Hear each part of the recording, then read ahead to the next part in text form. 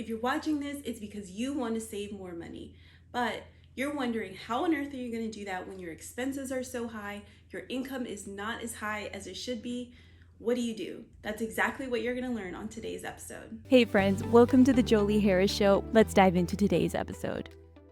When my husband and I were first married, I was working from home as a call center agent, making only $10 an hour. So I know all about this topic, trying to save money when you're not making that much at the moment from your job. So I'm about to share the tips with you that, by the grace of God, helped my husband and I when we were in that situation. These are the same tips that helped us to get to a better place financially. So let's get right into the tips. The first thing that you really need to do is create a detailed budget.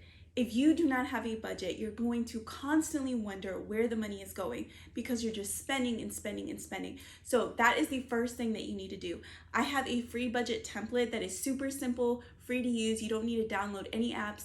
You can get that at joliejharris.com/budget, and you can download that and use it to create a simple budget for each of your paychecks. So you want to list out what your income is going to be for the month, and then you want to list out all of your necessary expenses. From there, you're going to be able to clearly see the margin that you have in your income.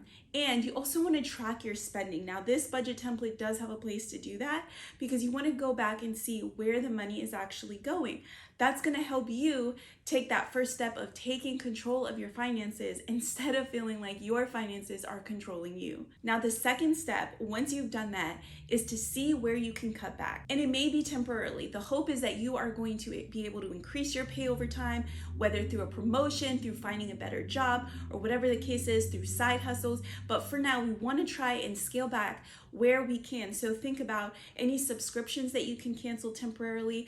Are you eating out a lot? Can you start meal planning and cooking at home? Is there another grocery store that's more affordable that you can go to? Maybe buying in bulk can help you save money if you have a large family. That is really going to help you. Now, some of the biggest line items in a person's budget is typically the rent or mortgage, car loans, and things like that. So if you are living in a home and maybe you're renting and it's taking up too much of your pay, maybe think about how can you live a little bit further out and save money on rent. Is there a way to decrease that line item? If you have a car loan, are you able to save up a few $1,000s and pay cash for a car so that you can sell that one, and now you have a few extra dollars per month in your budget? What is it that you can do to start cutting back so that you can create that margin so you can save more, and you're going to reduce your stress and have so much more peace? Step 3 is to create a profitable side hustle.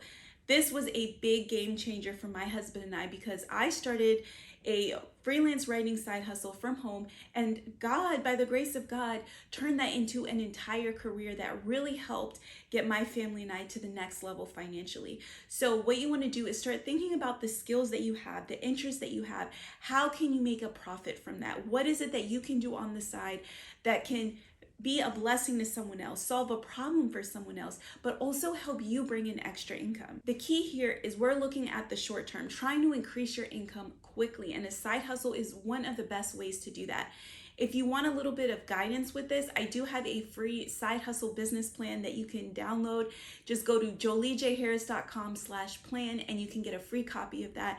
But it will really walk you through all the steps that you need to take to think about the gifts that you have, the way that you're able to contribute to the marketplace, and start making money off of that. Okay, now that you have created a budget, you've cut back on expenses, you've increased your income with a side hustle, the fourth and final step is to think long term. Now that you have a little bit of breathing room, you're able to save some money, you're not as stressed, you can start thinking long term on what you can do to increase your income to lower your expenses. This is the fun part where you get to start dreaming up what would a profitable career path look like for you that exceeds where you are at right now? What skills do you have that can help you upgrade in the current job that you have, or perhaps applying to a different role at another company.